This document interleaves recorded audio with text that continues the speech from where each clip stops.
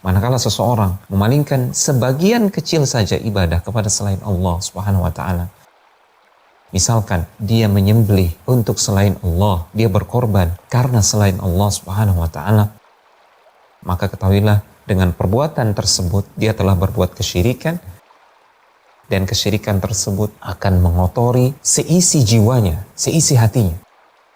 Allah Subhanahu wa taala telah berfirman dalam Al-Qur'an, "Wailul lil musyrikin alladzina la yu'tuna zakata wa hum bil akhirati hum kafirun." Celaka orang-orang musyrik itu. Siapa orang-orang musyrik? Mereka adalah orang-orang yang menduakan Allah dalam ibadah. Mereka adalah orang-orang yang menyekutukan Allah dalam ibadah.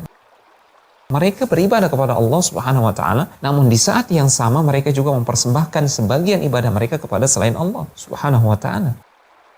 Celaka mereka, orang-orang yang berlaku demikian. Kenapa? Mereka adalah orang-orang yang tidak menunaikan az-zakah. Dan mereka kufur terhadap hari akhirat. Az-zakah ditafsirkan oleh para ulama salaf. Yang dimaksud dengan az-zakah dalam ayat ini adalah at-tauhid. Celaka mereka orang-orang musyrik itu. Kenapa? Karena mereka tidak menyucikan hati mereka dengan tauhid. Dengan memurnikan peribadatan hanya untuk Allah Subhanahu wa taala.